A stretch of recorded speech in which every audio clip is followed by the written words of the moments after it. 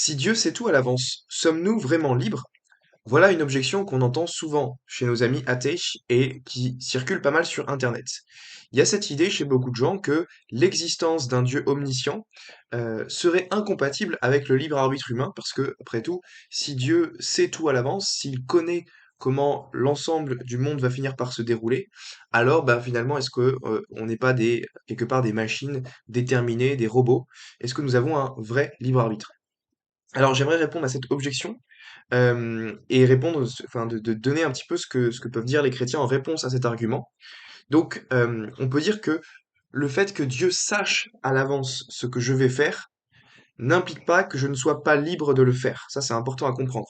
Donc, par exemple, Dieu peut tout à fait savoir à l'avance si je prendrai des tartines ou des céréales demain matin au petit déjeuner, tout en me laissant libre de faire le choix, d'accord? Juste parce que Dieu sait à l'avance ce que je vais choisir demain matin au petit déjeuner, ça ne veut pas dire que je ne suis pas libre dans ce que je vais choisir. Le fait que Dieu connaisse à l'avance comment je ferai usage de mon libre arbitre dans le futur n'implique pas qu'il choisisse d'influer sur ce libre arbitre. Donc il y a une vraie différence à faire entre ce que Dieu connaît et ce que Dieu choisit d'influer. Dieu peut connaître quelque chose à l'avance sans choisir d'influer sur mon libre arbitre. Donc ici, je vais prendre une analogie pour mieux comprendre. Donc supposons que vous puissiez voyager dans le temps et voir une action quelconque de votre frère dans le futur.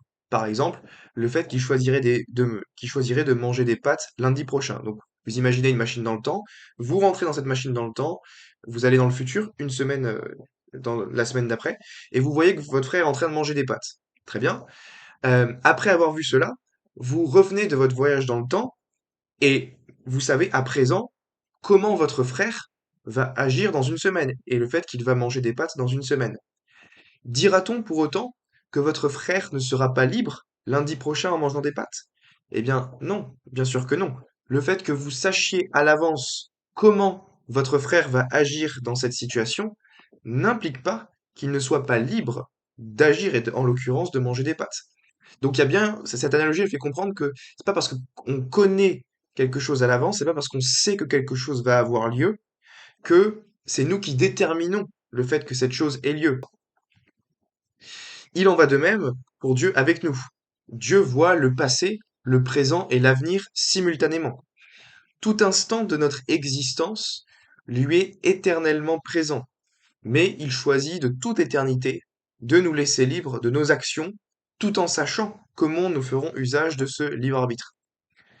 Et donc, cela aide à répondre à l'objection à la prière, ceux qui disent oui, mais la prière est inutile, comment peux-tu prier pour quelque chose dans le futur, alors que Dieu connaît déjà ce qu'il va se passer? Eh bien, ici, on peut répondre de même que Dieu a ordonné les choses selon sa connaissance éternelle du fait que nous ayons prié ou non. Lorsqu'on prie Dieu, on ne lui demande pas de renoncer à son omniscience. Euh, Dieu savait de toute éternité si nous allions prier à l'instant T, et en conséquence, il a prévu de toute éternité de répondre à la prière que nous lui faisons aujourd'hui.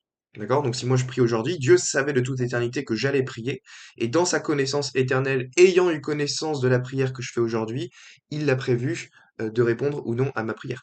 Donc le plan éternel de Dieu peut tout à fait comprendre la connaissance qu'il a de notre futur libre arbitre.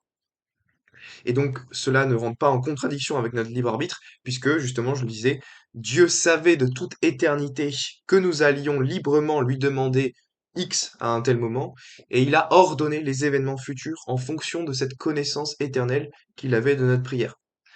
Donc, en conclusion, on peut dire que s'il faut retenir une chose de cet exposé, c'est que le fait que Dieu connaisse tout à l'avance n'implique pas qu'il détermine tout à l'avance. Dieu peut très bien ordonner les choses en prenant en compte comment nous allons librement agir dans telle ou telle situation. Et donc, il n'y a pas de contradiction entre la prière humaine, entre le libre arbitre humain et l'omniscience divine.